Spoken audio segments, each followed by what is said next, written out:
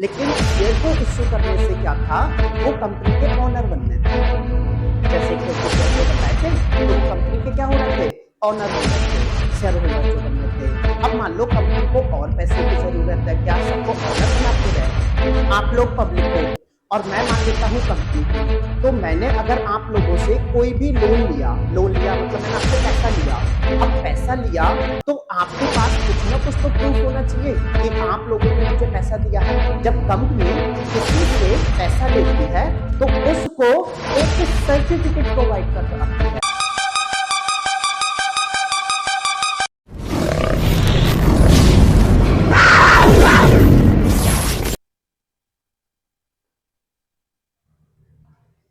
Hello दोस्तों, welcome back to my YouTube channel. तो कैसे हैं आप लोग? आशा करता हूं आप सब स्वस्थ होंगे, मस्त होंगे और तंदुरुस्त भी होंगे। मैंने CUT का करा रहा था, अकाउंट्स का, उसमें आपको शेयर ऑफ कैपिटल करा दिया था, इश्यू ऑफ शेयर का करा दिया था। उसके सारे मैंने आपको MCQ, PYQ और आपको असर्शन रीजन एंड मैचिंग वाले क्वेश्चन, ये सारे मैंने करा दिए थे। जब ये क्वेश्चन मैंने कराए थे, चैप्टर पूरा कंप्लीट हो गया था, तो कुछ बच्चों का रिक्वेस्ट थी, कुछ बच्चों ने रिक्वेस्ट की कि सर हमें डिवेंचर करा दो। तो डिवेंचर उन्हीं की रिक्वेस्ट के लिए मैं आज डिवेंचर लेके आया हूँ। वैसे तो मैं चाह रहा था कि फुल फ्लैश जो पूरे क्वेश्चन पेपर हैं मैं उनको सॉल्व करा दूं, लेकिन जब बच्चों की डिमांड थी तो उस वजह से पहले मैं ये वाला टॉपिक लेके आ गया। तो चलो बिना टाइम बर्बाद किए अपना चैप्टर को स्टार्ट करते हैं। देखो भाई, सबसे पहले तो आज का जो अपना टॉपिक है उसका नाम क्या है, इश्यू ऑफ डिवेंचर या फिर अकाउंटिंग फॉर डिवेंचर, जो मर्जी कहना कहो, बोल सकते हैं। ये किसका पार्ट है? तो भाई ये कंपनी अकाउंट्स का पार्ट है। कंपनी अकाउंट्स जो अपनी होती है उसके अंदर हमने शेयर कर लिया था। आज हम अपना क्या कर रहे हैं, डिवेंचर कर रहे हैं। अब डिवेंचर जो अपना होता है, ये होता क्या है उसकी पहले बात कर लेते हैं। तो देखो, कंपनी क्या करती है भाई, अपना एक्सपेंड करने के लिए उसको फंड की नीड होती है। जो फंड उसको चाहिए, एक तो वो उसने फंड कहां से रेज कर लिया था, एक तो फंड उसने शेयर इश्यू किए थे और शेयर इश्यू करके जो उसके पास फंड आया वहां से उसने अपने नीड को पूरा कर लिया। लेकिन शेयर को इश्यू करने से क्या था, वो कंपनी के ओनर बनने थे। जैसे इक्विटी शेयर थे बताए थे, तो वो कंपनी के क्या हो रहे थे, ओनर हो रहे थे, शेयर होल्डर जो बनने थे। अब मान लो कंपनी को और पैसे की जरूरत है, क्या सबको ओनर बनाते रहे? तो जब कंपनी सबको ओनर बनाना नहीं चाहती और उसको पैसे की नीड होती है, मतलब फंड की नीड होती है, तो ऐसे कंडीशन में वो क्या करती है, बाहर से मार्केट से पैसा उठा लेती है एज ए लोन। कैसे उठाती है? As a loan. अब लोन क्या होता है ये सब आपको पता होगा।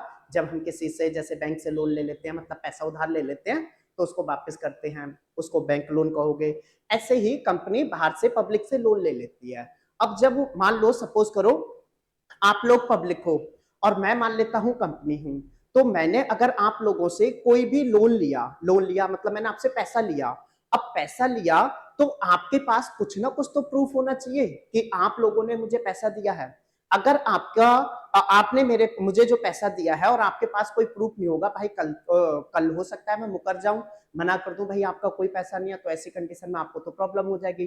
तो ऐसी कंडीशन में क्या किया जाता है, जब कंपनी किसी से पैसा लेती है तो उसको एक सर्टिफिकेट प्रोवाइड कर आती है, जिस सर्टिफिकेट को बोला जाता है लोन सर्टिफिकेट। मतलब वो जो सर्टिफिकेट इस बात का प्रूफ होता है कि कंपनी से आपने कंपनी ने आपसे लोन ले रखा है। और भाई जो कंपनी जो लोन सर्टिफिकेट आपको प्रोवाइड करती है या लोन सर्टिफिकेट जो आपको देती है, उस लोन सर्टिफिकेट को ही भाई क्या बोलते हैं, डिवेंचर बोलते हैं। क्या बोलते हैं भाई, डिवेंचर। तो इसका मतलब क्या हुआ, इसका मतलब ये हुआ जिसको जो लोन डिवेंचर जो जिसको डिवेंचर दे दिया, वो जो इंसान होगा जिसके पास डिवेंचर है उसको क्या कहा जाएगा, डिवेंचर होल्डर। क्या बोला जाएगा भाई, डिवेंचर होल्डर। तो इसका मतलब ये जा रहा है कि डिवेंचर होल्डर जो होते हैं वो कंपनी के क्या होते हैं, क्रेडिटर होते हैं। मतलब उनको कंपनी को क्या करना होता है, फ्यूचर में पैसा वापस करना होता है। तो मैंने आपको ब्रीफ में पढ़ाने से पहले एक बार ये बता दिया कि डिवेंचर आखिर होता क्या है। अब इसी में बहुत सारी चीजें आएंगी, जैसे टाइप्स ऑफ डिवेंचर हो गया, इन सारी चीजों को एक एक करके हम करते रहेंगे। तो चलो जो कुछ मैंने बताया एक बार इसको देख लेते हैं। देखो भाई क्या है, सीधे सीधे आप देखो अकाउंटिंग फॉर डिवेंचर, तो मैंने जो यहां पर बताया है उसको देख लो। चलो ये कलर ऐसी को देख लेते हैं। तो क्या लिखा हुआ है, debenture, when company needs fund for extension and development purpose without increasing its share capital. मतलब वो अपना एक्सपेंशन तो करना चाह रही है, लेकिन भाई क्या, विदाउट, मतलब वो उसको शेयर कैपिटल में करना नहीं चाह रही। It can borrow from the general public by issuing a loan certificate for a fixed period at a fixed rate of interest. This loan certificate is called as debenture. मतलब जो loan certificate है, इस loan certificate को ही भाई क्या बोलते हैं, debenture बोलते हैं। ठीक है, तो ये चीज मैं आप लोगों को बता दिया। अब उसके बाद में देखो क्या है भाई, फीचर्स ऑफ डिवेंचर। डिवेंचर के क्या है, फीचर्स होते हैं कुछ, तो वो क्या फीचर्स हैं उनकी भाई बातचीत कर लेते हैं। तो देखो सबसे पहले क्या होता है, बता दिया था मैंने, debenture holder are the creditor of the company. जो डिवेंचर होल्डर होते हैं भाई वो क्या होते हैं, कंपनी के क्रेडिटर होते हैं। ठीक है, इसका मतलब जो डिवेंचर होल्डर हैं, मतलब आप लोगों ने जो लोन दिया है, और ये जो लोन होता है भाई लॉन्ग टर्म के लिए होता है, शॉर्ट टर्म के लिए नहीं होता है।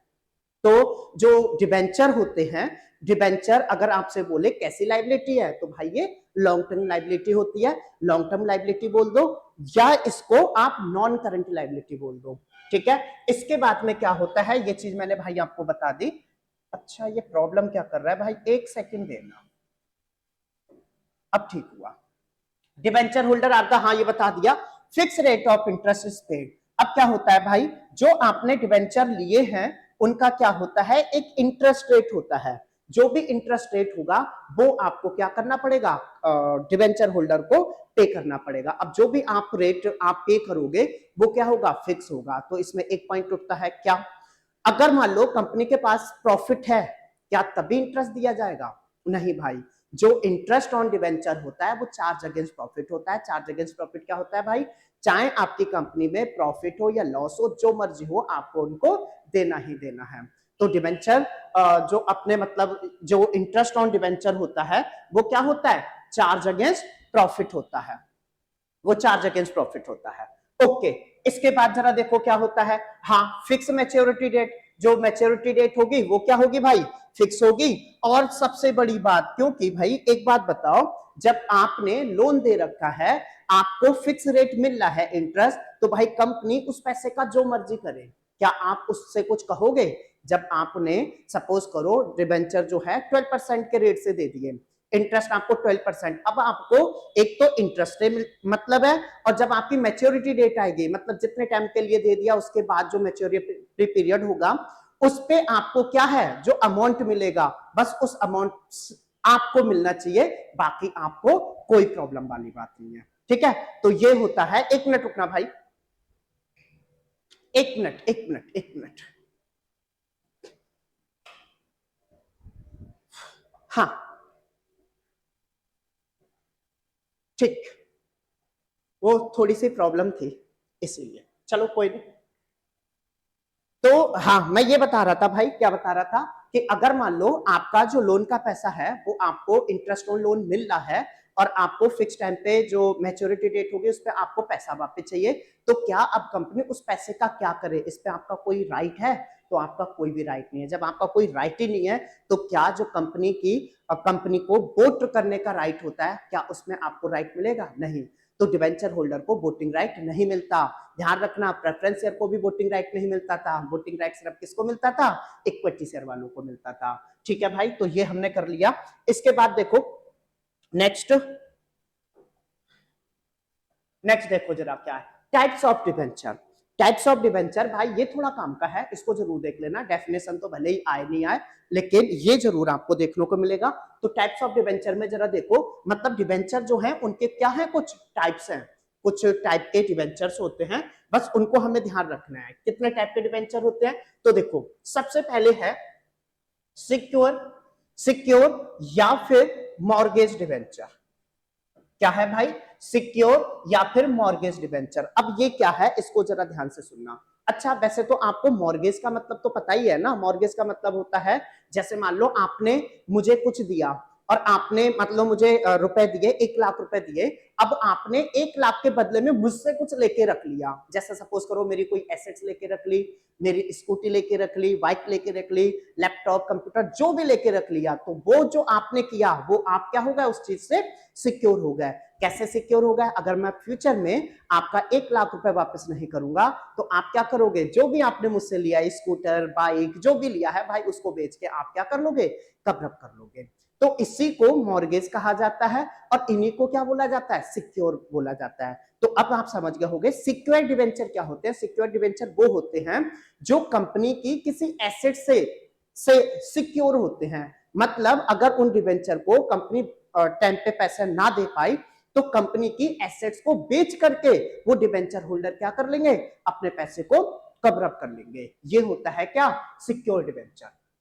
तो देखो भाई मैंने लिखा है सिक्योर डिवेंचर का क्या है, these debenture are those which are secured either on particular assets of the company. चलो यहाँ थोड़ा लिखा है, मैंने ज्यादा बता दिया था। उसके बाद जरा ढंग से सुनो, क्या है अनसिक्योर्ड डिवेंचर। अच्छा, अनसिक्योर्ड का ही दूसरा नाम होता है नेक्ड डिवेंचर। ये पेपर में आ सकता है, पूछा जा सकता है, इसको जरा इसका नाम थोड़ा सा ध्यान रख लेना। क्या है भाई, अनसिक्योर्ड डिवेंचर, और अनसिक्योर्ड डिवेंचर को ही क्या बोला जाता है, नेक्ड डिवेंचर। अब ये डिवेंचर क्या होते हैं, तो भाई सिक्योर हमें समझ आ गया ना। सिक्योर में क्या था कि कंपनी ने कोई भी एसेट्स उनके अगेंस्ट क्या कर दी है, मॉर्गेज कर दी है, तो उनसे वो सिक्योर थे। अब अनसिक्योर क्या होगा, अनसिक्योर होगा भाई कंपनी जो है वो अपनी कोई भी एसेट्स ऐसे मॉर्गेज करके नहीं रखती, तो उनको क्या कहेंगे, अनसिक्योर डिवेंचर। ठीक है, तो देख लो आराम से, ये लिखा हुआ है, कोई बड़ी बात नहीं है। अब देखो आगे आगे थोड़ा सा, ये है क्या है भाई, रजिस्टर्ड डिवेंचर। रजिस्टर्ड डिवेंचर क्या होता है, इसको जरा थोड़ा सा ध्यान से देख लेते हैं। देखो दो टाइप के डिवेंचर होते हैं, एक होता है रजिस्टर्ड और एक होता है बियरर। नीचे लिखा हुआ है, ये दोनों डिवेंचर होते हैं। सबसे पहले बात कर लेते हैं रजिस्टर्ड डिवेंचर की। अभी मैंने आपको बताया था डिवेंचर क्या होता है, लोन सर्टिफिकेट होता है। तो रजिस्टर्ड डिवेंचर क्या होते हैं, कंपनी के पास रजिस्टर्ड होता है, उसमें उस डिवेंचर की सारी जानकारी लिखी होगी कि आपका नाम क्या है, कितना अमाउंट है, ये सारी जानकारी कंपनी के पास लिखी होगी। वो जानकारी जब लिखी होगी तो उसी डिवेंचर को क्या बोला जाता है भाई, क्या बोला जाता है भाई, रजिस्टर्ड डिवेंचर। तो देखो जरा एक बार पढ़ लेते हो, names and address of the holder of such debentures are recorded in the register of the company called क्या, registrar of debenture holder. Such debenture are not freely, मतलब हाँ ये भी जरा ध्यान से ध्यान रखना है। देखो जब रजिस्टर्ड डिवेंचर हैं तो ये भाई इजीली ट्रांसफरेबल नहीं होते। रीजन, मेरा नाम लिखा हुआ है उस डिवेंचर पे, जब मेरा लिखा हुआ है तो भाई मैं जो लेके जाऊंगा ना उसके लिए, तब ही उनके लिए क्या मिलेगा भाई, मतलब पेमेंट देगी कंपनी। अगर मेरे नाम का डिवेंचर है कोई दूसरा लेके पहुंच गया तो कंपनी उसको पेमेंट नहीं देगी। तो इसको क्या बोलेंगे, रजिस्टर्ड डिवेंचर। अब उसके बाद में दूसरा देखो क्या है, बियरर डिवेंचर। बियरर डिवेंचर को जरा थोड़ा देखो, जरा क्या है, टाइप्स ऑफ डिवेंचर भाई इंपॉर्टेंट है इसलिए बता रहा हूं, एक जरूर मिलेगा ये आपको। बियरर डिवेंचर क्या होता है, अब इसके ये अपोजिट होता है। क्या होता है भाई, डिवेंचर जो है वो सर्टिफिकेट अभी बताया था, मतलब बेयरर डिवेंचर का मतलब होता है वो सर्टिफिकेट जिसपे किसी का नाम ना लिखा हो। मतलब सिर्फ आपके पास जो डिवेंचर है, जिसके पास है बस वो उसी का है। नहीं समझ आया, मैं समझा रहा हूं दोबारा से। क्या होता है भाई, आपने अपने इंडियन रुपीस देख रखे हैं ना, वेरी गुड। जो रुपए होते हैं, मान लो 500 का नोट है, 500 के नोट पे क्या किसी का नाम लिखा होता है, नहीं लिखा होता है। जिसके पास वो 500 का नोट है भाई, उसका मालिक वही है। अगर मान लो अभी मेरे पास 500 का नोट है, उससे मैं जाके कुछ भी खरीद सकता हूं, और कल को वही 500 का नोट आपके पास आया तो उस 500 के नोट को लेके आप कुछ भी खरीद सकते हो। तो इसको क्या बोलेंगे, बेयरर डिवेंचर। मतलब उस पे किसी का नाम नहीं लिखा है, जिसके पास है वही उसका क्या है, ऑनर है, उसी का हक है। तो इसको क्या बोला जाता है भाई, बेयरर डिवेंचर। ठीक है, देख लो लिखा हुआ है, एक बार आराम से आप पढ़ लेंगे, मैं इजी लैंग्वेज में इसको बताते जा रहा हूं। दूसरा क्या है, जरा नेक्स्ट देखो, लिखा हुआ है क्या, रिडीमेबल डिवेंचर, और एक होगा इररिडीमेबल डिवेंचर। अब रिडीमेबल डिवेंचर क्या है भाई, जब हमने किसी से लोन लिया है और लोन को जब हम पेमेंट कर रहे हैं, लोन जिससे भी लिया है उसको भाई पेमेंट तो देनी होगी ना, तो उसको बोला जाता है रीपेमेंट ऑफ लोन। क्या बोला जाता है भाई, रीपेमेंट ऑफ लोन।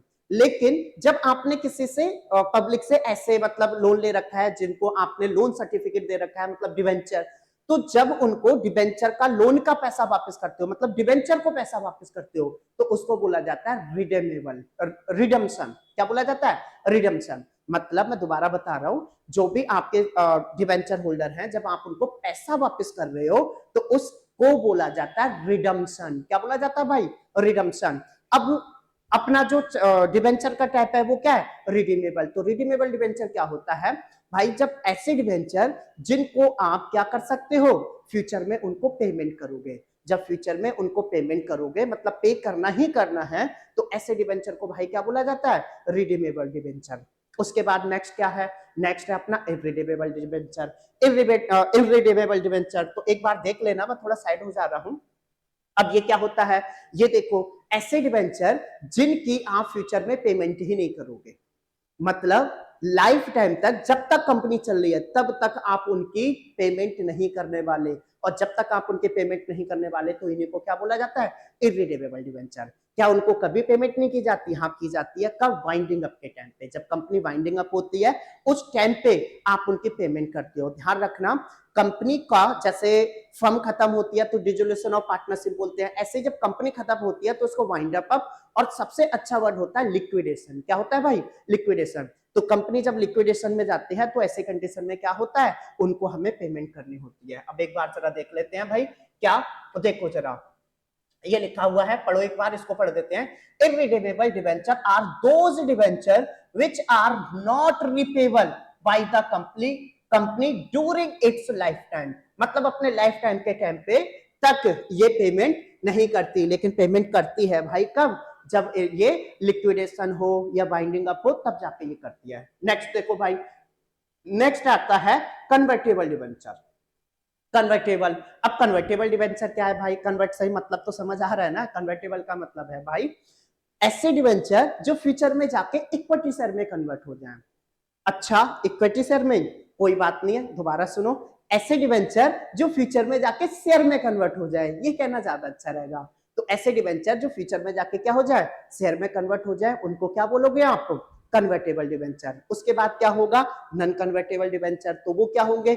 ऐसे डिवेंचर जो फ्यूचर में शेयर में कन्वर्ट ना हो, उनको क्या बोलोगे? Non convertible debenture. तो एक बार जरा इसको पढ़ लो, क्या लिखा हुआ है, ढंग से देखो जरा। लिखा हुआ है convertible debenture are those debenture which are convertible into equity share. ठीक है भाई? इक्विटी शेयर और other securities at a stated rate of exchange either at the option of the debenture holder or at the option of the company. अब देखो, ये बात आपको समझ नहीं आई होगी नीचे, लेकिन सिंपल भाषा में मैंने यही बताया है। क्या बताया है भाई? कि ऐसे डिवेंचर जो फ्यूचर में इक्विटी शेयर में कन्वर्ट हो जाए उसको क्या बोलोगे? Convertible debenture. बस इतना सा ध्यान रखना। अब क्या था नेक्स्ट देखो जरा, तो नेक्स्ट है अपना क्या? अच्छा, कन्वर्टेबल है। इसके बाद में भाई नॉन कन्वर्टेबल भी डिवेंचर था, वो यहां पर लिख नहीं रखा है। हाँ भाई, लिख नहीं रखा है, लेकिन वो होगा। नॉन कन्वर्टेबल डिवेंचर क्या होगा? वो होता है भाई ऐसे डिवेंचर जो इक्विटी शेयर में कन्वर्ट ना हो, उनको बोला जाता है क्या? Non convertible debenture. और दूसरा एक डिवेंचर और होता है, वो यहां नहीं लिखा हुआ है, मैं बता दूं। इसके बाद में भाई एक होता है जीरो कूपन बॉन्ड। क्या होता है भाई? Zero coupon bond. इसको जरा थोड़ा सा ध्यान से सुन लेना, ठीक है? ये जीरो कूपन बॉन्ड क्या होता है भाई? यहाँ लिखा नहीं है इसलिए मैं बता रहा हूं। जीरो कूपन बॉन्ड में क्या होता है? मान लो आपका जो भी अमाउंट है, जैसे अभी आगे बताऊंगा, अभी सपोज करो डिवेंचर का जो अमाउंट है, मान लेता हूं 100 रुपए का है, 100 रुपए का है, और आप इस पे क्या करोगे? इंटरेस्ट भी दोगे। तो ये तो नॉर्मल डिवेंचर था। लेकिन अब क्या होता है, कंपनी के पास, कंपनी सोचती है कि भाई मैं ऐसा करती हूं, अभी आपको क्या कर लेता हूं, सपोज करो मैं आपसे 70 रुपए उठा लेता हूं। कितने रुपए उठा लेते हैं? 70 रुपए उठा लेते हैं। लेकिन फ्यूचर में जाके आपको जो पेमेंट की जाएगी वो 100 रुपए की जाएगी। अभी कंपनी कितने ले रही है? 70 रुपए, और फ्यूचर में आपको पेमेंट कितनी करेगी? फ्यूचर में आपको पेमेंट होगी 100 रुपए की। तो इसी को बोला जाता है जीरो कूपन बॉन्ड। क्या बोला जाता है भाई?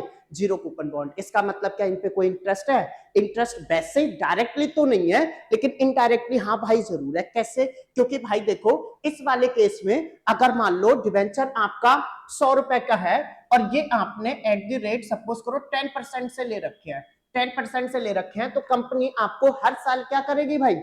10% इस पे इंटरेस्ट देती जाएगी।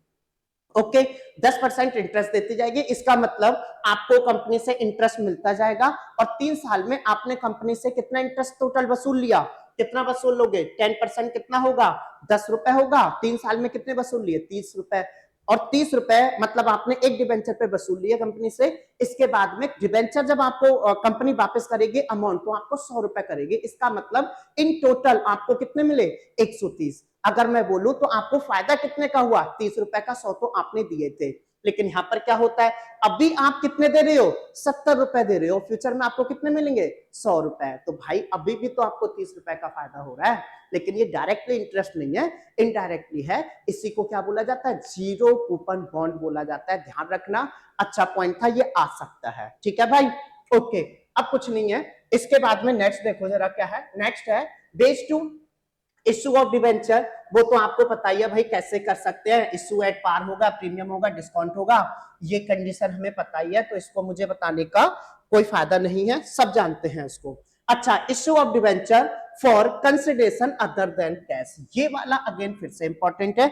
इसमें अपने टोटल केस होते हैं और उस केस की जर्नल एंट्री अपनी 12th में भी आती थी, जब सीबीएसई का अपना पेपर दिया था तब भी इंपॉर्टेंट था।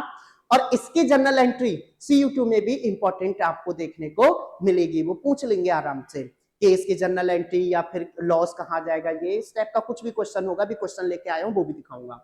तो देखो जरा इसको क्या करते हैं। अच्छा, इसके केस क्या क्या हो सकते हैं? पहले भाई केस सुन लो, केस सुनने के बाद में फिर हम आराम से इसको करेंगे, आपके सामने ही केस बनेंगे। अच्छा, इसके केस वो क्या क्या सकते हैं? तो देखो कंपनी क्या कर सकती है भाई, शेयर आपका 100 रुपए का है, सॉरी शेयर कह रहा हूं, शेयर नहीं भाई, डिबेंचर। अच्छा, जो डिबेंचर की फेस वैल्यू होती है जनरली हम उसको 100 ही मानते हैं, या तो क्वेश्चन फेस वैल्यू आपको बताएगा, नहीं बताएगा तो जनरली आपको 100 रुपीज माननी है। अब क्या करना है भाई, सपोज कर लेता हूं क्या क्या केस होंगे। मान लो आपका जो डिबेंचर की फेस वैल्यू है, इसको मैंने एफ भी लिख दिया, मान लेता हूं भाई ये 100 रुपीज है। अब कंपनी क्या क्या कर सकती है, इसको भाई या तो 100 पे ही इश्यू कर दे, 100 पे ही इश्यू कर दे, इश्यू कह रहा हूं भाई, या फिर इसको 110 पे इश्यू कर दे, या फिर इसको 90 पे इश्यू कर दे। ये 3 कंडीशन हो सकती है। कितनी कंडीशन हो गई भाई? 3 हो गई। इसका मतलब शेयर जो इश्यू हो सकता है वो आपका एट पार हो सकता है, एट प्रीमियम हो सकता है, एट डिस्काउंट हो सकता है। लेकिन शेयर की कंडीशन में मैंने आपको बताया था, क्या बताया था भाई, कि शेयर को आप डिस्काउंट पे इश्यू नहीं कर सकते, लेकिन डिबेंचर को डिस्काउंट पे इश्यू किया जा सकता है। तो अब देखो 3 कंडीशन तो ये हो गई, ठीक है। लेकिन बात ये भी तो होती है कि भाई इनको पेमेंट कितनी दी जाएगी। तो एक बात बताओ, अगर क्वेश्चन साइलेंट होगा, क्वेश्चन साइलेंट होगा तो आप क्या मानोगे? मान लो मैंने आपसे 1000 रुपए लिए हैं और आपसे मैंने तय नहीं किया कि आप मुझे कितना वापस करोगे, तो ऐसी कंडीशन में आप कितना वापस करोगे? अगर मान लो 800 रुपए दोगे तो क्या मैं लेना चाहूंगा? बिल्कुल नहीं भाई। कितना? कम से कम या तो बढ़ा के दो, अब बढ़ा के आप देना नहीं चाहोगे तो भाई जितना मैंने दिया उतना तो वापस कर दो, मतलब 1000 रुपए तो कर दो। तो जब भी क्वेश्चन ऐसे साइलेंट होता है तो ऐसी कंडीशन में क्या होता है, जितना पैसा लिया है हम उतना ही वापस करना चाहेंगे। इतनी बात समझ आती है? ओके भाई, तो ऐसे कंडीशन में केस अब क्या बनेगा, ये बनेगा issue of debenture at par, और मैं इनको रिडीम भी क्या करूं, पार पे ही करूं, मतलब 100 रुपए लिए 100 रुपए ही वापस किए। तो एक केस बनेगा issue of debenture at par and redeemable at par. दूसरा बनेगा issue of debenture at premium, मैंने प्रीमियम पर इश्यू कर दिया और इसको वापस कितने किए, 100 रुपए, मतलब इसको मैं बोलूंगा issue of debenture at premium but redeemable at par. और तीसरी कंडीशन क्या होगी, issue of debenture at discount but redeemable at par. 3 condition तो भाई ये बन गई। ओके, 3 कंडीशन ये बन गई, सब है मेरे पास, आप टेंशन ना लो, लेकिन मैं ऐसे समझा रहा हूं क्योंकि फिर कंडीशन को समझना ज्यादा आसान रहेगा। इसके बाद में क्या हो सकता है, ऐसा भी तो हो सकता है भाई, अब डिबेंचर को हमने क्या किया, 100 पे ही वापस किया, लेकिन मैं इसको क्या करूं, वापस ज्यादा भी तो कर सकता हूं। देखो, आप उसको या तो उतना ही वापस करोगे या उससे ज्यादा करोगे, उससे कम नहीं कर सकते। तो ऐसी कंडीशन में क्या होगा, जितने लिए उतने ही वापस करा दिए, 3 केस तो ये बन गया। अब क्या होगा, जितने लिए उससे ज्यादा वापस कर दिए, तो वापस कितने कर दिए वो मान के चल लेता हूं। सपोज करो आपने 120 वापस कर दिए, कितने कर दिए भाई 120, तो इस केस को क्या बोलोगे, issue of debenture at par but redeemable at premium. फिर क्या बोलोगे, issue of debenture at premium और बट रिडीमेबल भी क्या है, प्रीमियम है, और issue of debenture at discount and redeemable at premium. 3 case ये हो गए। टोटल मिला के भाई कितने केस बनते हैं, 6 केस बनते हैं। 6 के 6 केस को भाई देखना बहुत अच्छे हैं आराम से। अब चलो चर्चा करते हैं आगे। मैंने 6 केस बताए, उसके बाद हम बातचीत करते हैं। अच्छा ये लिखा हुआ है, देखो एक बार इस पे नजर डाल लो, क्या है, issue of debenture for consideration other than cash. Other than cash अगर होता है तो ऐसी कंडीशन में other than cash, other than cash क्या होता है, मान लो भाई मैंने आपको मैं बता दूं, एक बात बता दे रहा हूं, सपोज करो आपके पास मान लेता हूं करौल बाग के अंदर बहुत अच्छा एक बिल्डिंग है, रोड पे है, ऐसा मान लेता हूं, और मेरी कंपनी है एक्सेलेंट कॉमर्स क्लासेस नाम की। तो मैं आपसे कह रहा हूं, सपोज करो आप मेरी कंपनी के डिवेंचर लेना चाहते हैं, और मैं क्या चाहता हूं, मैं चाहता हूं कि आपकी मुझे बिल्डिंग मिल जाए, क्योंकि वहां पर अगर मैं कोचिंग सेंटर खोलूंगा मेन एरिया में, मेरा कोचिंग सेंटर बहुत अच्छा चलेगा।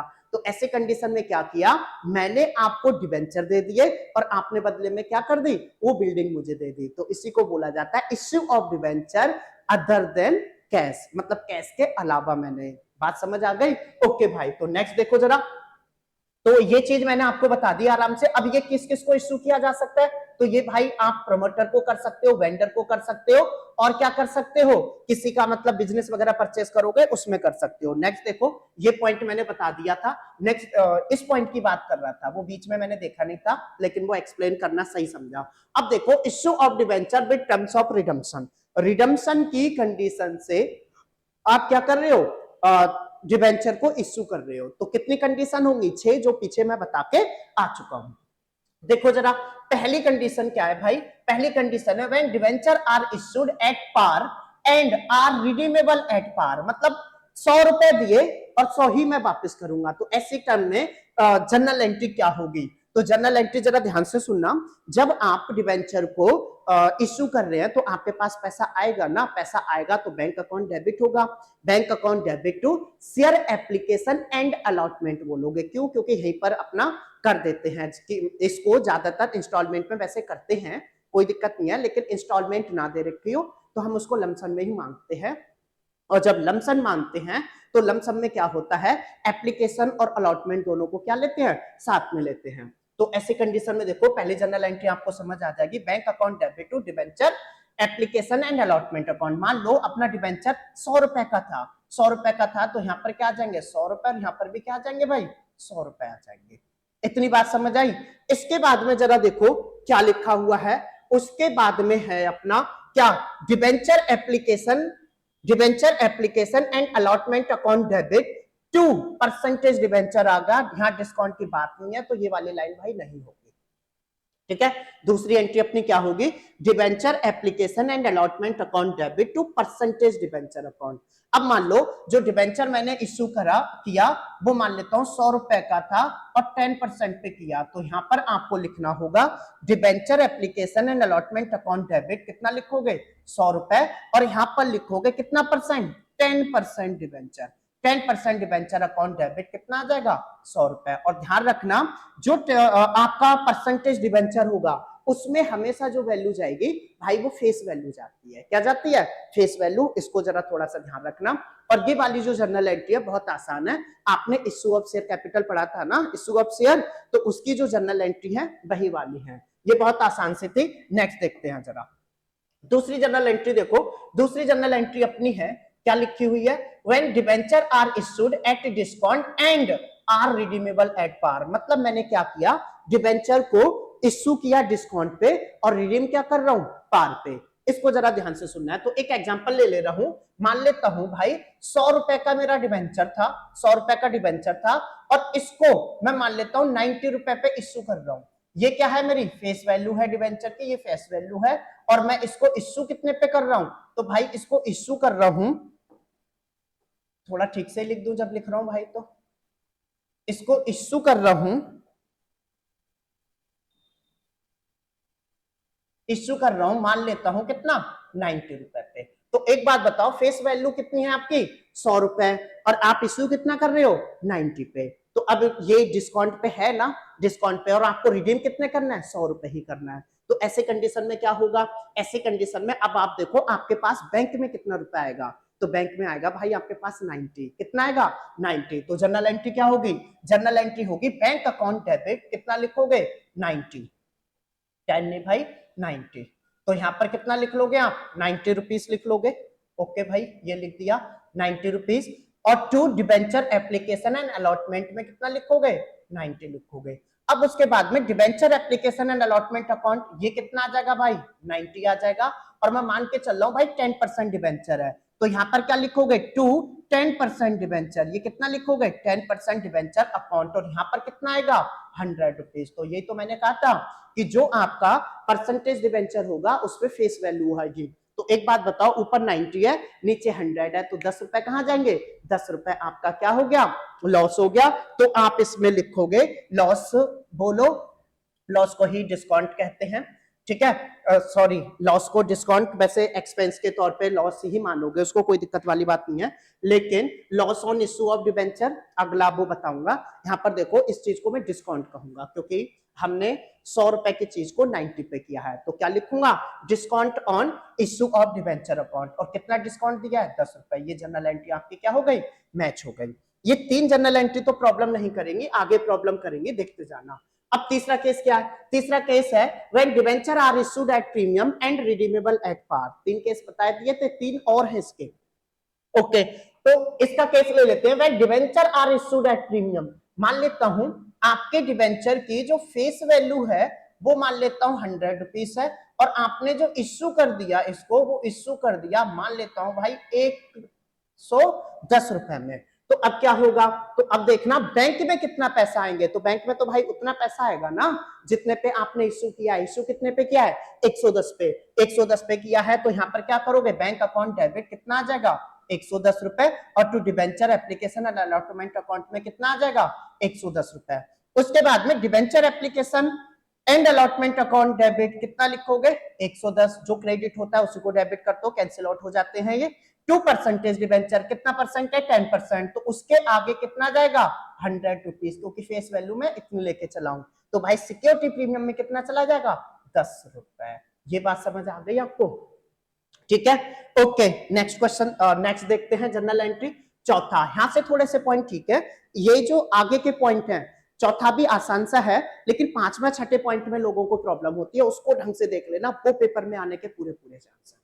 ठीक देखो क्या है, when debenture are issued at par and redeemable at premium, मतलब आपने इश्यू किस पे किया है पार पे, और आपने रिडीम कितना करना है प्रीमियम पे करना है। तो ढंग से सुनना, अच्छे से सुनना।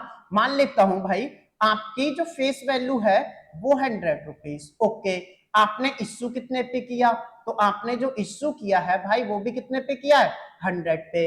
कैसे लिखा है देखो, क्योंकि केस यही वाला है, issued at par and redeemable at premium. तो इसका मतलब जब इनको मैं रिडीम करूंगा, फ्यूचर में रिडीम लिखा है रेड नहीं लिखा है भाई, ये रिडीम करूंगा तो वो कितना करूंगा, मान लेता हूं 110 रुपए। देखना जरा ढंग से, मैंने क्या किया भाई एग्जांपल लिया है, मान लो डिबेंचर की फेस वैल्यू है 100 रुपीज, इश्यू कितने पे कर रहे हो 100 पे, और उन्हें वापस कितना करना है 110, इतना उनको वापस करना है। तो अब जरा ध्यान से सुनना, बैंक में कितना आएगा, बैंक में तो भाई उतना ही आएगा जितना आपने इश्यू किया है, कितना किया है 100। तो क्या जनरल एंट्री आ जाएगी bank account debit to debenture application and allotment account कितना 100 रुपए। तो पहली एंट्री तो इसको डाल दो, यहाँ पर कितना लिखोगे 100 रुपए, और यहाँ पर कितना लिखोगे 100 रुपए, ठीक है, पहली एंट्री हो गई। अब दूसरी बात जरा ढंग से सुनना, debenture application and allotment account debit कितने से 100 रुपए से, सुनते जाना ढंग से। और मैंने बोला था टू परसेंटेज डिबेंचर अकाउंट, इसमें भी कितना जाएगा 100 रुपए। तो कोई ये सोचे कि सर केवल इतना सा पास कर दो, ये जनरल एंट्री बना दो, करेक्ट हो जाएगी, नहीं होगी। रीजन डिबेंचर एप्लीकेशन आपने ये कर दिया, ये कर दिया, ओके, अब क्यों नहीं होगी, इसका क्या रीजन है देखो। सपोज करता हूं जो इनको रिडीम करना है वो 5 साल के बाद करना है, 5 साल के बाद आपको क्या करना है 110 रुपए वापस करना है। तो देखो आप जब 5 साल के बाद 110 रुपए वापस करोगे तो क्या आपको 10 रुपए का लॉस नहीं हो रहा है? हो रहा है नहीं हो रहा है? हाँ हो रहा है। तो अब आपका क्वेश्चन होगा सर जब लॉस आज हो रहा है मतलब लॉस हो रहा है आपका, कब 5 साल बाद रिडीम करोगे तब 10 रुपए का लॉस होगा ना, तब 10 रुपए एक्स्ट्रा दोगे ना, तो आज क्यों टेंशन ले रहे हो? तो भाई आपको आज ही रिकॉर्ड करना पड़ेगा। आप एक कॉन्सेप्ट क्या भूल गए? Prudence concept. प्रूडेंस कॉन्सेप्ट अपना क्या कहता था? अगर फ्यूचर में लगे आपको लॉस होने वाला है तो उसको भाई आज ही रिकॉर्ड कर लो। इसीलिए ये 10 रुपए का जो आज ही आप लॉस कर बैठे हो उसको आज ही रिकॉर्ड करना है, 5 साल बाद नहीं करेंगे। तो ऐसे कंडीशन में क्या होगा? 10 रुपए मुझे रिकॉर्ड करने पड़ेंगे आज ही।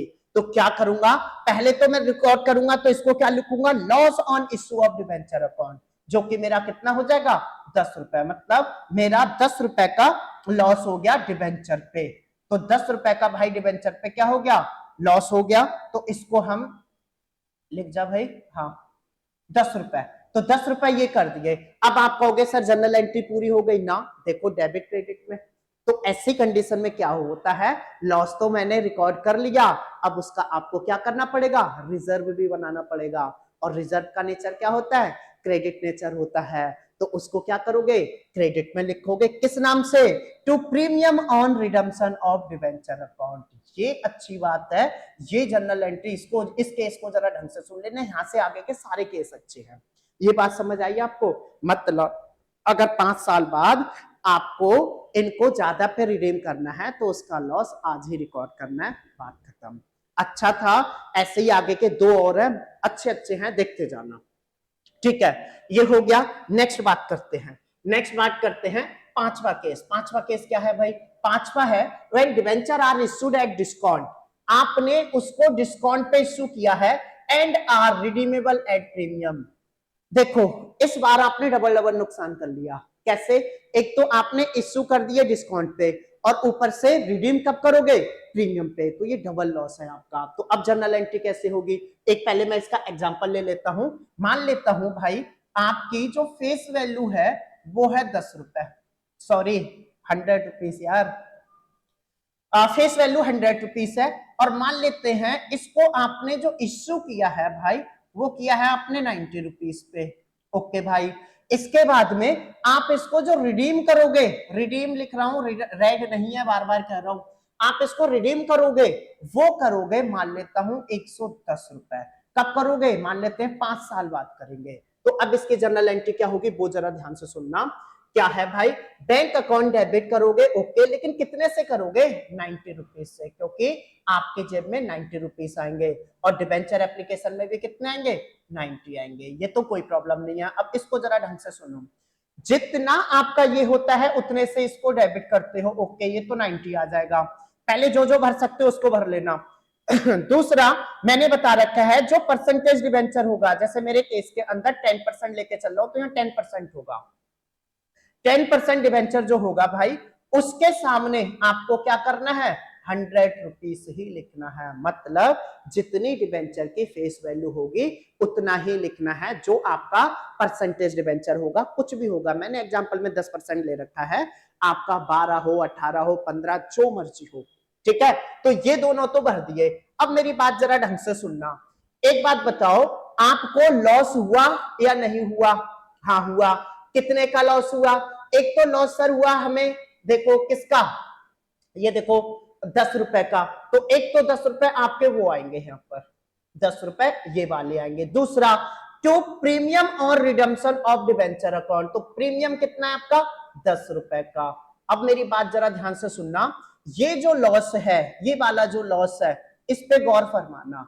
आपको लॉस यहाँ पर दो दो तरीके से हो रहा है। एक तो discount on issue of debenture से 10 रुपए का हो रहा है और एक लॉस क्या हो रहा है? जो 10 रुपए आप उसको एक्स्ट्रा पे करोगे, एक लॉस वो हो रहा है। तो टोटल लॉस कितना हो रहा है आपको? 20 रुपीज का। कितना हो रहा है भाई? 20 रुपीज का। इसीलिए यहां पर कितना लिखोगे? 10 + 10 करके, या फिर डायरेक्टली कितना लिख देना? 20 लिख देना। मैंने ऐसे करके लिख दिया है। यहाँ पर कितना आएगा भाई? 20 आएगा। अब आप चेक करो, ये मैच हो जाएगा। 110 यहां हो रहा है, 110 यहां हो रहा है। अच्छा केस था, समझ आ गया होगा। नेक्स्ट देखो भाई, नेक्स्ट उससे भी भागकर ये वाला है। थोड़ा इसको जरा ध्यान से सुन लेना। और केस नंबर 5 और केस नंबर 6 पूरे पूरे चांस है भाई एग्जाम में पूछने के, तो इसको जरूर थोड़ा सा ध्यान से देख लेना। नेक्स्ट देखो लिखा है when debentures are issued at premium and are redeemable at premium. अब की क्या हुआ, आपने, चलो मैं एक एग्जांपल लेके ही चलता हूं। सपोज करो आपकी फेस वैल्यू कितनी है भाई, 100 रुपए। ओके, आपने इश्यू कितने पे किया है, तो इश्यू क्वेश्चन कह रहा है आपने प्रीमियम पे किया है, मतलब 110 मान लेता हूं। और आप रिडीम कितना करोगे, तो आप इसको रिडीम भी कर रहे हो प्रीमियम पे, मतलब 110 रुपए ही इसको क्या करोगे, रिडीम करोगे। ये अपना केस है, पढ़ लो एक बार। When debentures are issued at premium and are redeemable at premium, तो वो मैंने केस इसको ले लिया है। अब जनरल एंट्री क्या होगी इसकी, तो bank account debit, bank account debit जितने इश्यू किया है उतने से, तो कितने पे इश्यू किया है, 110 रुपए पे, और यहाँ पे भी कितना आ जाएगा, 110 रुपए आ जाएगा।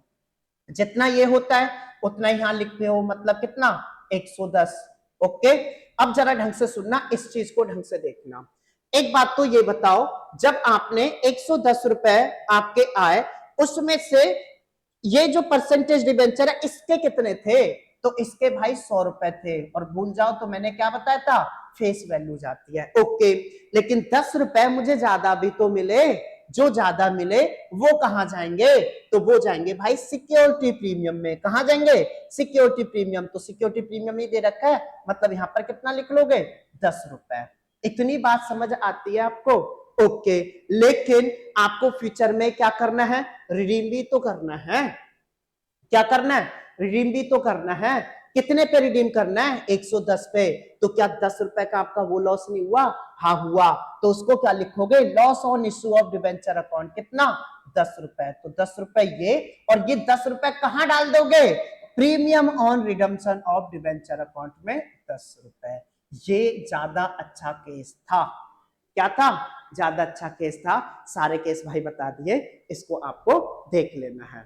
आशा करता हूं समझ आया होगा। नेक्स्ट देखो जरा, नेक्स्ट लिखा हुआ है। अब देखो आगे जो है प्योर थ्योरी है, इसको थोड़ा सा मतलब देख लेते हैं, और जो जो काम का होगा वही बताऊंगा, सारे काम का नहीं है।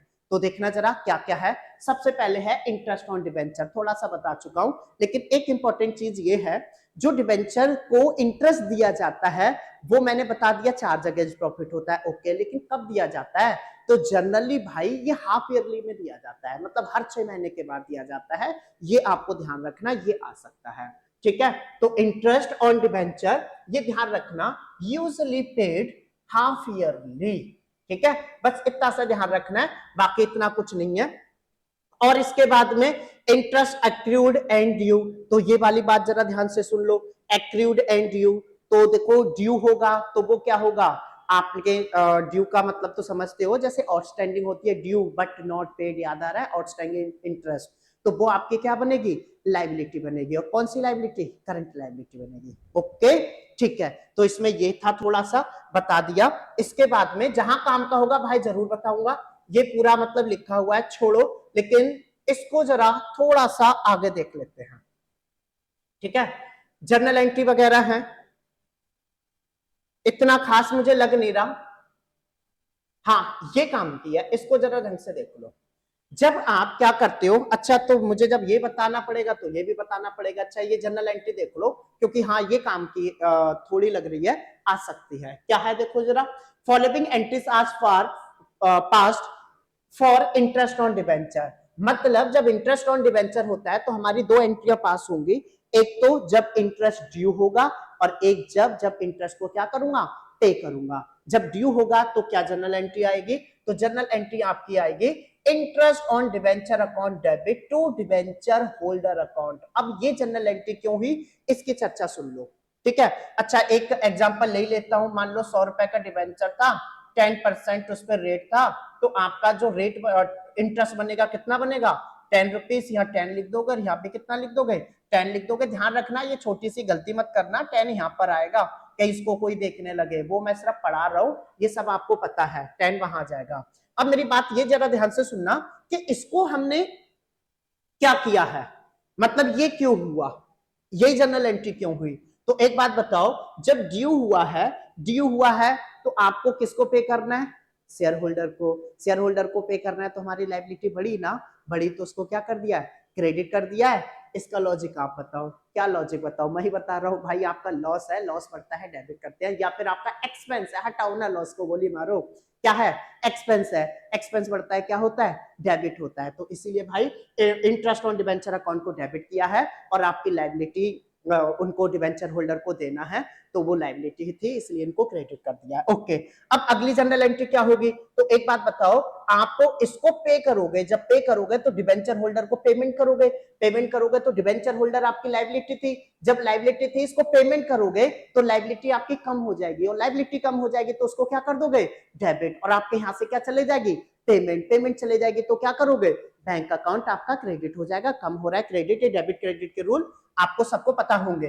तो जनरल एंट्री क्या बन जाएगी, दो भाई जनरल एंट्री देख लो आराम से, debenture holder account debit to bank account. इतनी बात समझ आ गई होगी, ठीक है। और दूसरी बात ये ध्यान रखना है, लास्ट में आपने जब डिबेंचर होल्डर को पेमेंट कर दोगे, पेमेंट करने के बाद में जो आपका लॉस अराइज हुआ वो साल के एंड में आप पीएनएल अकाउंट में भेज देंगे। लेकिन कंपनी के केस में पीएनएल नहीं बोला जाता है, उस केस में बोला जाता है statement of profit and loss account. क्या बोला जाता है, statement of profit and loss account. और कंपनी के केस में इसी को इनकम स्टेटमेंट भी बोला जाता है। क्या बोला जाता है, इनकम स्टेटमेंट, ठीक है। तो देखो क्या है, ऑन क्लोजिंग डेट पे क्या करोगे, इंटरेस्ट को मतलब ये कर दोगे, तो क्या है, statement of profit and loss account debit to debenture interest account. तो ये आपका आराम से 3 जनरल एंट्री हो गई, तीनों मैंने बता दी, ठीक है। इसके बाद में डिबेंचर्स मतलब issue of debenture as collateral security. अब कोलेटरल सिक्योरिटी क्या होती है, जरा ध्यान से सुनना, मैं इसका भी एक एग्जांपल लेके चल रहा हूं, ठीक है। क्या एग्जाम्पल लेके चलते हैं, सपोज करता हूं, एक एग्जाम्पल सुनो। मान लेते हैं हमारी कोई कंपनी है और उस कंपनी ने बैंक से लोन ले रखा है, तो वो बैंक ने क्या किया था, मान लेता हूं हमारे पास एक बिल्डिंग है और वो बिल्डिंग है, मान लेता हूं झंडेवालान मेट्रो स्टेशन के पास में है। वो बिल्डिंग को मैंने क्या किया था भाई, मान लेता हूं बैंक के पास मैंने ऐसे सिक्योरिटी रख दी थी। ओके, तो उस टाइम लोन लिया था, वो सिक्योरिटी रख दी थी। लेकिन मान लेता हूं गवर्नमेंट की कोई ऐसी गाइडलाइंस आ गई, क्या गाइडलाइंस आ गई, कि वो एरिया जो है ना वो तोड़ा जाएगा। अब तोड़ा जाएगा तो बैंक वालों को तो डर लगेगा कि ये टूट जाएगा। तो भाई मैंने तो पहले ही आपको बिल्डिंग नाम कर रखी थी, अगर मैं पैसा ना दे पाऊं तो आप बिल्डिंग रख लेना मेरी, मतलब बिल्डिंग आपकी हो गई। अब ऐसी कंडीशन में कोई कंपनी वाला क्या कहेगा, बिल्डिंग तो टूटने वाली है, मुझे वैसे नहीं मिल रहा है, मैं उनका लोन नहीं चुकाऊंगा।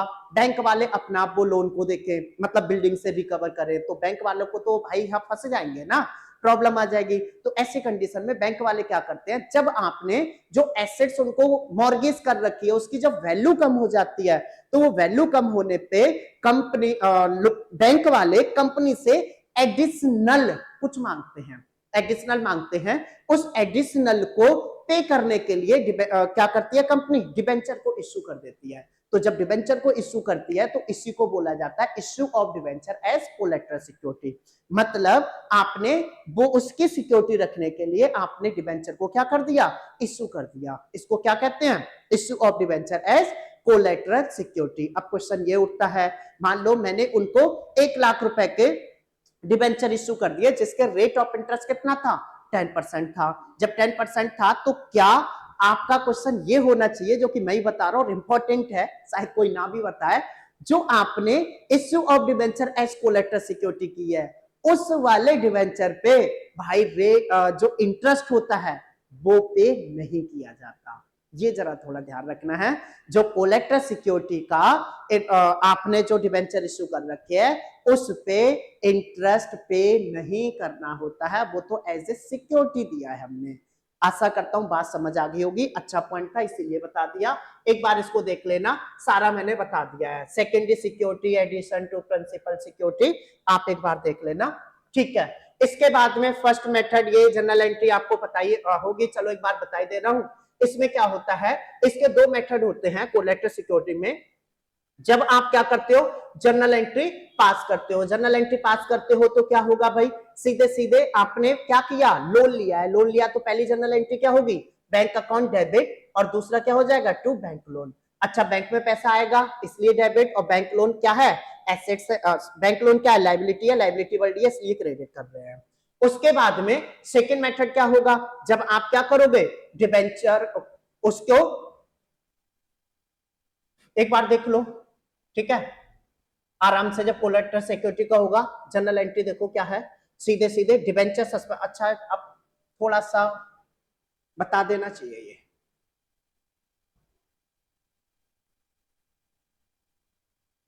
चलो थोड़ा सा बताना पड़ेगा क्योंकि ये कुछ सही लग रहा है। हाँ, आ सकता है, एक बार जरा ध्यान से सुनना। आपने पहली जनरल एंट्री देखी, दूसरी एंट्री क्या है, ये वाला जरा थोड़ा सा ध्यान रखना, आपको आता होगा। जब आप कोलेटरल सिक्योरिटी पे, जब आप कोलेटरल सिक्योरिटी पे इसको करते हो तो आपकी जनरल एंट्री आती है debenture suspense account debit to debenture account, ये ध्यान रखना। और जब इनको रीपेमेंट करोगे लोन का तो क्या हो जाएगा, सीधे सीधे डिबेंचर अकाउंट डेबिट हो जाएगा, और डिबेंचर सस्पेंस अकाउंट क्या कर दोगे आप, क्रेडिट कर दोगे। ये पेमेंट वगैरह का एक बार मुझे लग रहा है खास नहीं था, लेकिन थोड़ा सा बताया है, आप एक बार देख लेना, ठीक है। और जब आप इसको लॉस वगैरह करोगे तो एक बार देख लेना, ये मुझे खास नहीं लग रहा है, इसलिए मतलब मैं सोच रहा हूं आगे थोड़ा सा मतलब करा दूं। ये चीजें छोटी छोटी आपको पता होंगी, इसलिए मैं ऐसा कह रहा हूं। काम का जो इंपॉर्टेंट था भाई वो बता चुका हूं, ठीक है। तो यहां पर अपना ये किया था। अब चलो इसके बाद क्या करते हैं, क्वेश्चन करेंगे। ओके, चलो भाई आगे क्वेश्चन कर लेते हैं। हमने यहां तक ये देख लिया था, और इसके बाद ना क्वेश्चन कराना ज्यादा अच्छा है, इसलिए मैं क्वेश्चन करा देता हूं। तो क्वेश्चन देख लो,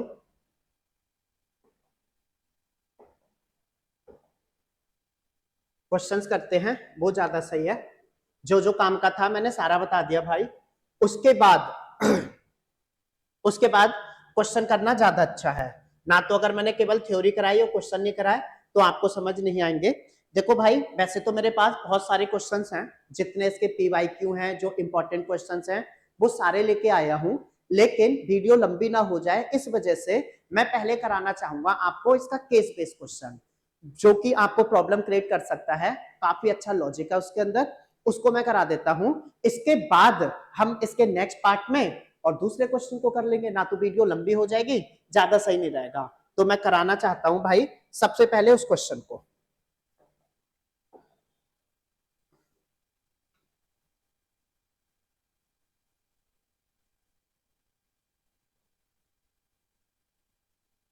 आजा भैया आजा, कहां गया।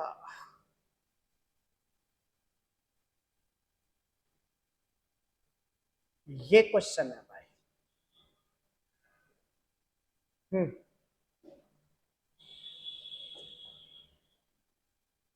हाँ यही है भाई, अच्छा क्वेश्चन है, ढंग से देखना, केस बेस्ड क्वेश्चन है। और भाई ये आ चुका है पेपर में, देखो क्या है, A limited took over assets of rupees कितना है 3 lakh and liabilities of rupees कितना है 10,000 from X and company, okay, X and company limited for an agreed purchase consideration of rupees कितना, ये मतलब आराम से भाई, आराम से मान जा भाई। हाँ ओके, फिर से पढ़ते हैं। कितना परचेज कंसिडरेशन क्वेश्चन बता रहा है भाई, परचेज कंसिडरेशन बता रहा है ये, to satisfy by issue of 10% debenture of 100 each at a premium of 20%। फिर लिखा है the company also took a loan of rupees 10 lakh from Punjab National Bank and issue 10% debenture of rupees 12 lakh of 100 each as a collateral security।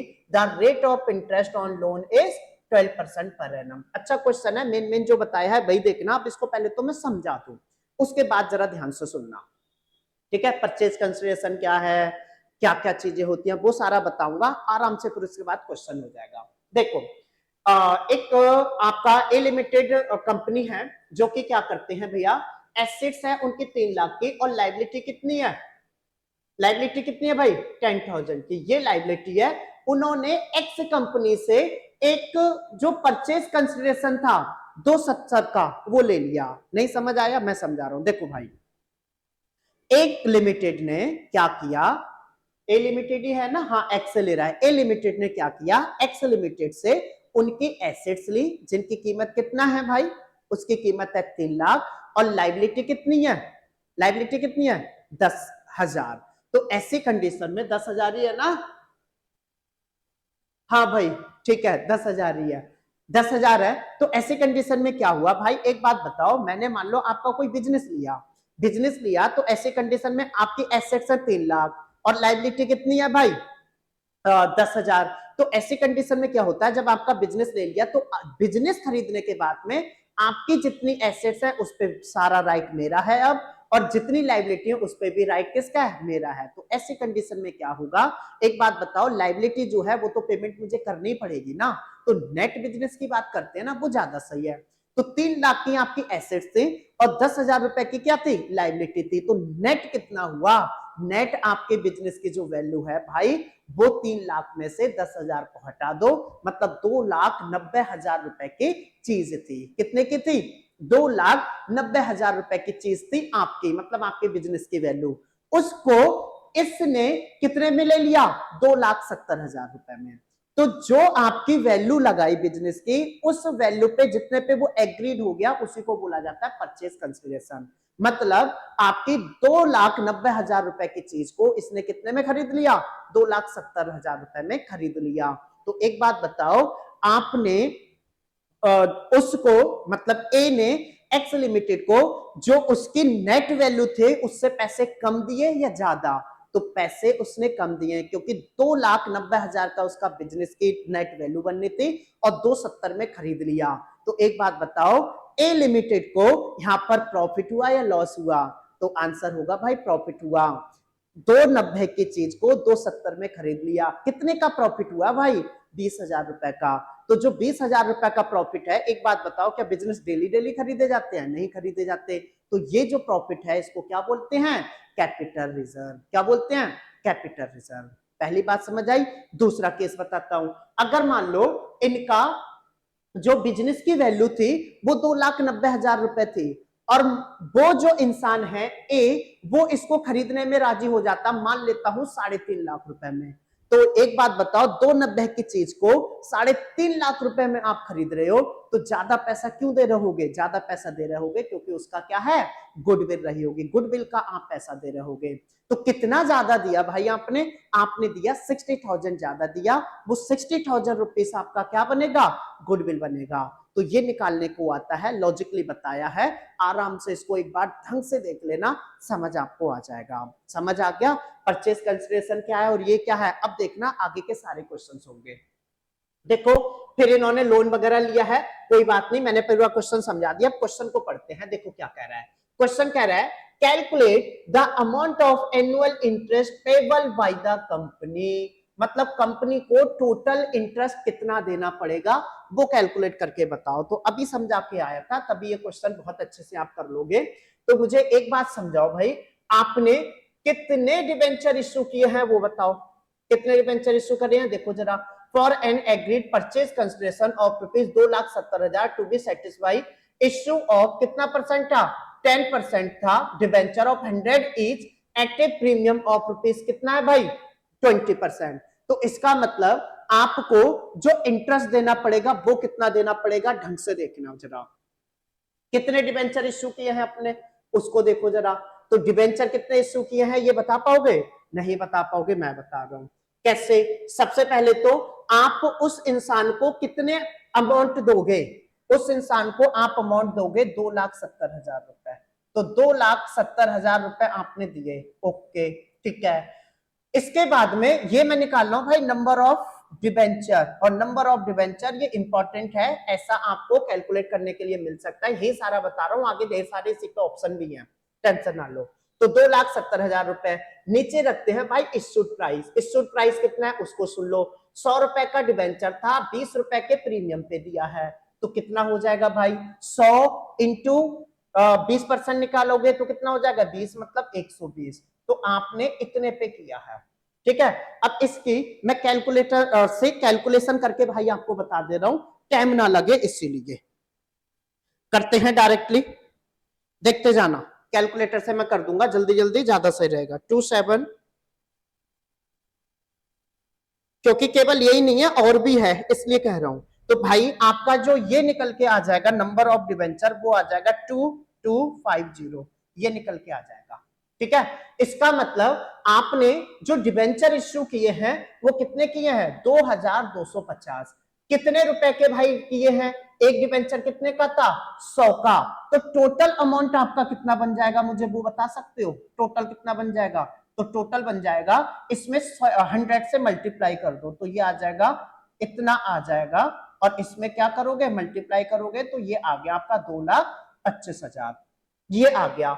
अब ये आपने total उनको amount दे रखा, issue किया था, तो इसी पे आपको क्या करना है, 10% का इंटरेस्ट लगाना है। तो एक बात बताओ, इसका 10% निकाल पाएंगे, हाँ बिल्कुल निकल जाएगा।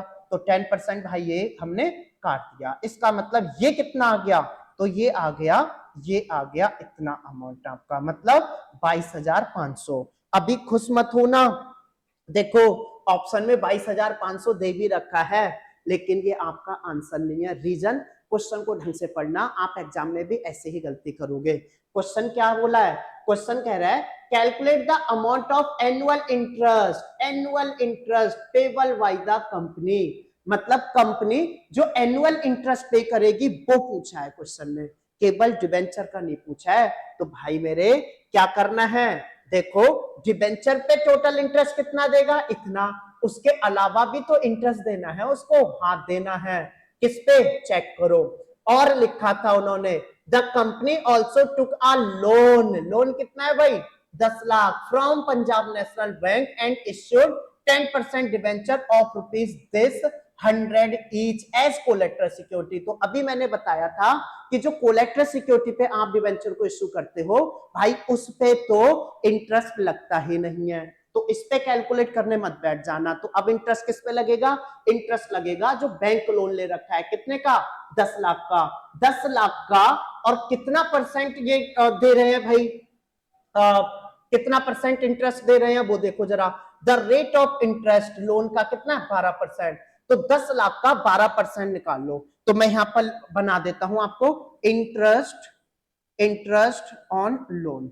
इंटरेस्ट ऑन लोन किस तरीके से निकलेगा भाई, इंटरेस्ट ऑन लोन निकल के आ जाएगा, कितना अमाउंट है देखो जरा। तो क्वेश्चन कह रहा है 10 लाख, ओके, 10 लाख का कितना परसेंट, 12%। तो 12% ऐसे निकाल लो, कुछ नहीं बोला है तो पूरे साल का होगा, ये कट जाएगा, ये आ जाएगा 1 2 1 2 3 4 1 2 3 4, इतना आ गया। इसका मतलब 1,20,000 ये आ गया। तो अब मुझे बताओ टोटल इंटरेस्ट कितना आ जाएगा। तो टोटल इंटरेस्ट अब आगे मैं करके दिखा दे रहा हूं आपको। टोटल इंटरेस्ट देखो कितना था, 22,500, 22,500 ये था, और प्लस कितना, अभी जो आपने निकाला था क्या था, 1,20,000। तो 1,20,000 इसको यहां पर ऐड कर लो, 1,20,000 अब ऐड करके देख लो कितना आ जाएगा। तो 1,20,000 ऐड कर लो, आंसर आपको मिल जाएगा।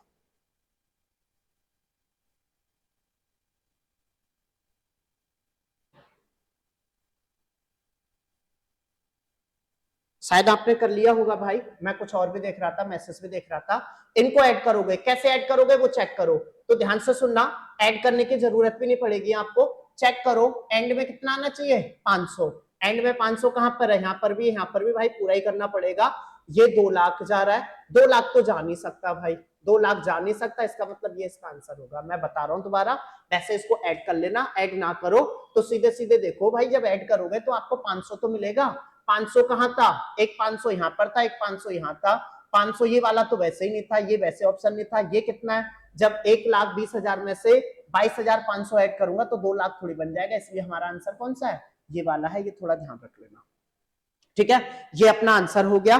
इसके बाद में आगे देखो जरा क्या कह रहा है क्वेश्चन। आगे भाई क्वेश्चन कह रहा है द अमाउंट ऑफ कैपिटल रिजर्वेज, ये मैं निकलवा चुका हूं, कितना आ रहा था अपना क्वेश्चन में। तो देखो जो उसके नेट बिजनेस था वो कितना बनना था, 2,90,000 का, और उसने जो परचेज कंसिडरेशन पे की है वो कितने की है, 2,70,000। इनका डिफरेंस कैपिटल रिजर्व था, बताया था, तो कितना डिफरेंस आया था, 20,000। तो ये था 20,000 आपका आंसर। दूसरा क्या है, calculate the number of debenture issued by A limited for consideration other than cash. तो देखो अभी मैंने नंबर ऑफ निकाला था ना, नंबर ऑफ डिवेंचर, तो वो कितना निकल के आया था, वो हमारा निकल के आया था ये इसका आंसर है।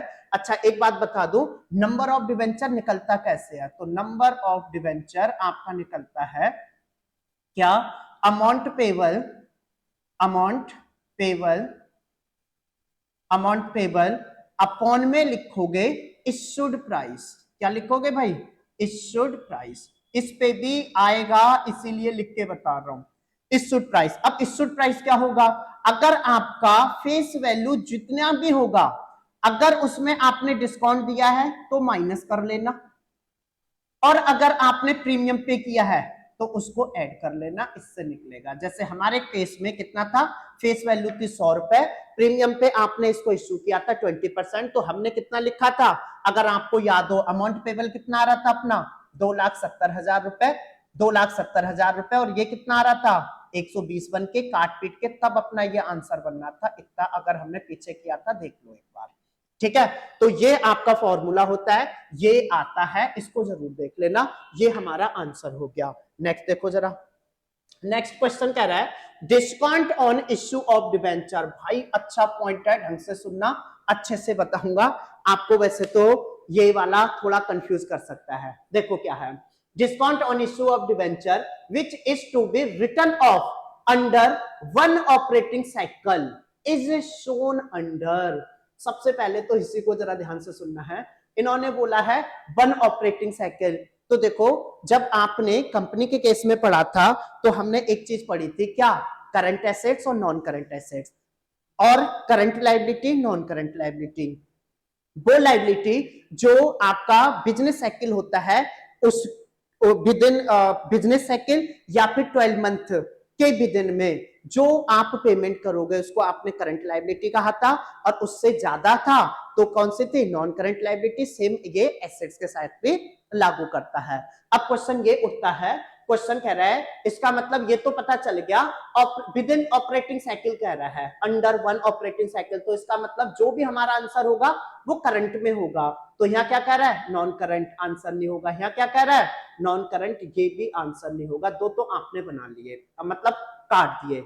अब इसमें आंसर जो दिखा रहा है वो बता रहा है अदर करंट एसेट्स और अदर करंट लायबिलिटीज। फिर से पढ़ लेते हैं, discount on issue of debenture which is to be written off under one operating cycle is shown under. तो ढंग से सुनना, वैसे इसमें गलती कर सकते हो, कोई तुक्का लगाएगा आंसर भी आ जाएगा, क्योंकि अब तो दो ही ऑप्शन बचे हैं। क्या होता है भाई, ये जो जब आप लॉस रिटर्न करते हो ना, ये आपका एसेट्स होता है। अब आप कंफ्यूज हो जाओगे, लॉस एसेट्स कब से होने लगा, क्योंकि जो आपका है discount on issue of debenture, जो डिस्काउंट आपने दिया था वो आपका एसेट्स कैसे हो गया। बिल्कुल आप समझोगे, मैं आपको याद दिला रहा हूं, याद आ जाएगा। आपने डेफर्ड रेवेन्यू एक्सपेंडिचर पढ़ा था, अगर पढ़ा हो तो आपने पढ़ा होगा, पार्टनरशिप में भी था, deferred revenue expenditure balance sheet में एसेट साइड दिखाया जाता था, याद है। तो वो वाला जो एक्सपेंडिचर था वो क्या बनता था, एसेट्स बनता था। मतलब जो एक्सपेंस आपके होते हैं एसेट्स पे तो बनते हैं, एक्सपेंस के भी टाइप होते हैं, कैपिटल रेवेन्यू का है या फिर रेवेन्यू नेचर का, कैपिटल नेचर का है या फिर रेवेन्यू नेचर का है, किस टाइप का है उसी के अकॉर्डिंग वो एसेट्स, अगर कैपिटल नेचर का होता है तो वो एसेट्स बन जाता है, रेवेन्यू का होता है तो नॉर्मली क्या बन जाता है, एक्सपेंस बन जाता है। तो ये भी तो भाई हमारा कैपिटल नेचर का ही है, इसलिए ये एसेट्स बनेगा।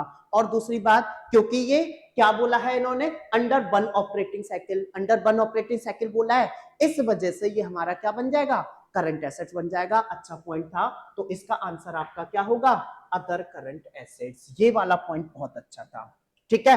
तो अभी मैंने आपको ये बहुत अच्छा सा क्वेश्चन बता दिया जो कि अच्छा था।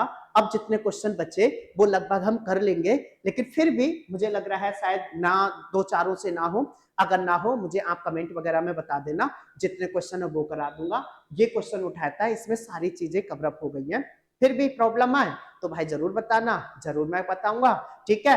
तब तक के लिए क्या है भाई, तब तक के लिए tata bye bye, see you in next video, okay भाई बाय।